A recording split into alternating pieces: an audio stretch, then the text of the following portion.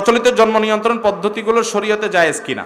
ভাইরা আমার, জন্ম নিয়ন্ত্রণের স্থায়ী পদ্ধতি যেগুলো, যেমন লাইগেশন, একসাথে আর বাচ্চা কোনোদিন নেওয়ার কোনো সুযোগ থাকবে না, চিরতরে বন্ধ করে ফেলা, এটা হারাম। সকল ওলামা একরামের ঐক্যমতে এটা কি হারাম। স্থায়ী না হয়ে যদি অস্থায়ী জন্ম নিয়ন্ত্রণ হয়, সাময়িক জন্ম নিয়ন্ত্রণ হয়, সেটা কন্ডোমের ব্যবহারের মাধ্যমে হতে পারে, পিল খাওয়ার মাধ্যমে হতে পারে, বা অনেক আধুনিক পদ্ধতি বের হয়েছে 3 মাস 6 মাসের জন্য, লিমিটেড 1 বছর 2 বছরের জন্য, এটা জায়েজ হতে পারে শর্ত সাপেক্ষে। শর্ত কি?